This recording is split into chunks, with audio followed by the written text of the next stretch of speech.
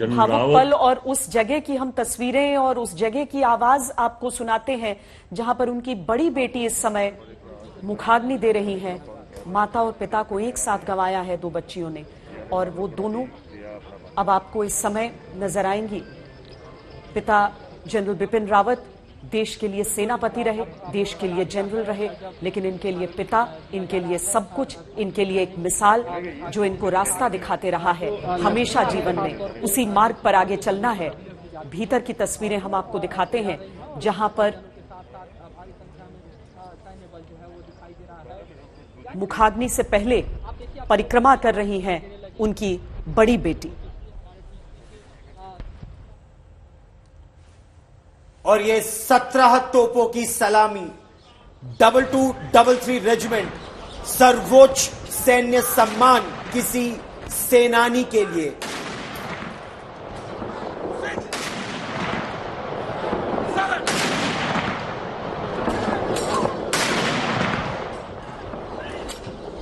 दोनों बिटियाएं कृतिका और तारिणी मुखाग्नि दे रही हैं अपने वीर पिता और माता जनरल बिपिन रावत और श्रीमती मधुलिका रावत को।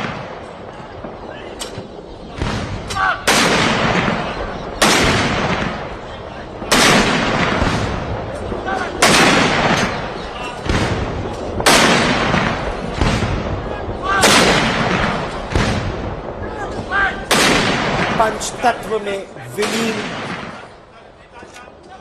परम वीर योद्धा जनरल बिपिन रावत। एक योद्धा का दुनिया से जाना शौर्य का भी उतना ही बड़ा पल होता है जितना कि शोक का। शोक और शौर्य के बीच का ये पल हमेशा हमेशा के लिए देशवासियों को याद रह जाएगा। 17 तोपों की सलामी और दूसरी ओर उनकी बेटियां जो मुखाग्नि दे रही हैं अपनी माता और अपने पिता को।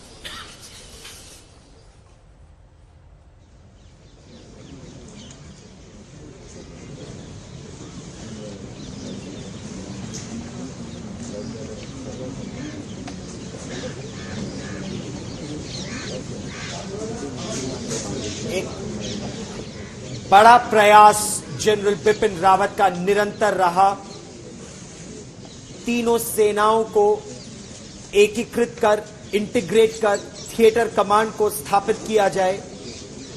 उस प्रयास में खासा आगे बढ़ भी गए थे और हमें जो जानकारी उनसे मिलती थी, उनकी टीम से, उनके स्टाफ से, उनका प्रयास यही था 15 अगस्त को अगर हरी झंडी मिल जाती तो अभी से शुरू कर देते।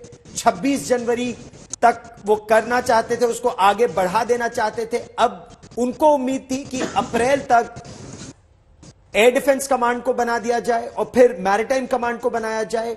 उसके अनुभव से सीख के ईस्टर्न कमांड, इंटीग्रेटेड कमांड और वेस्टर्न कमांड, दो कमांड जब स्थापित हो जाए तब नॉर्दर्न कमांड को, क्योंकि नॉर्दर्न कमांड दो प्रतिद्वंदियों से एक साथ जूझ रही है, तो धीरे धीरे आगे बढ़ा जाए। और विस्तार से उनसे बात भी हुई थी इस पूरे रोड मैप पर। लेकिन अब इस यज्ञ को आगे कौन बढ़ाएगा और क्या उसी तत्परता से बढ़ा पाएगा, क्योंकि उनकी पर्सनालिटी की, श्वेता, एक बहुत अहम भूमिका रही थी इस इंटीग्रेशन की ड्राइव को आगे ले जाने में। उनकी सीनियरिटी की बहुत अहम भूमिका थी, क्योंकि वो लॉन्गेस्ट सर्विंग 4-स्टार जनरल थे। 2016 में बने थे थल सेना अध्यक्ष, 2020 में बने चीफ ऑफ डिफेंस स्टाफ। अभी उनका टेन्योर 1 साल का और बाकी था, तो उनके पास समय था। क्या अगला व्यक्ति इसे उसी तत्परता से आगे बढ़ा पाएगा? ये एक बहुत बहुत बड़ा प्रश्न है, एक बहुत बड़ी चुनौती है। भारतीय सेना में नेतृत्व की कमी कभी नहीं रहती है, लेकिन इस व्यक्तित्व की कमी शायद हमेशा रहेगी। उस पद को तो संभाल लिया जाएगा, लेकिन ये सबसे कठिन पल किसी भी परिजन के लिए मुखाग्नि देना होता है, क्योंकि वो अंतिम विदाई होती है। जिन यादों को के कोनों को पकड़कर आप सोचते हैं कि कुछ हिस्सा तो मेरे पास रह जाएगा, उन सबको एक साथ आप यहाँ पर छोड़कर आगे बढ़ते हैं। मुखाग्नि का ये पल एक बेटी के लिए कितना भारी होगा उसे महसूस कीजिए। जिस यज्ञ की भी बात आप कर रहे हैं गौरव, अटल जी की पंक्तियों में आहुति बाकी यज्ञ अधूरा, ये याद रहेगा इसमें, क्योंकि ये यज्ञ आगे बढ़ते जाएगा। इसमें सब अपना योगदान देकर आगे बढ़ते रहेंगे। अंतिम संस्कार जनरल बिपिन रावत का, उनकी पत्नी मधुलिका रावत का, वहां पर मौजूद तमाम लोग जो समझ रहे हैं कि यही अब अंतिम वेला है। लेकिन जैसा कि हम यहां पर चर्चा कर रहे हैं, उन सारी बातों को, उस विरासत को, उस योजना को जिस पर काम कर रहे थे जनरल रावत, उन सारी चीजों को याद रखना होगा। आज की श्रद्धांजलि तो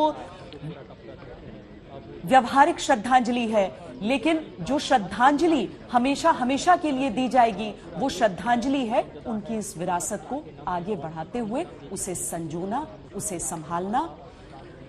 दूर से भी लोगों को शायद वो लपटे ही नजर आए, लेकिन अब पूरी खामोशी के साथ, अभी तक जो नारे भी सुनाई दे रहे थे, अब खामोशी से, सन्नाटे में लोग उस दुख को, उस वेदना को, उस व्यथा को कुछ देर के लिए जज्ब कर लेना चाहते हैं और गर्व के उन पलों को बार बार अपने मन मस्तिष्क में दोहराना चाहते हैं, जिन पलों को ये योद्धा हमारे पास छोड़ कर गया है।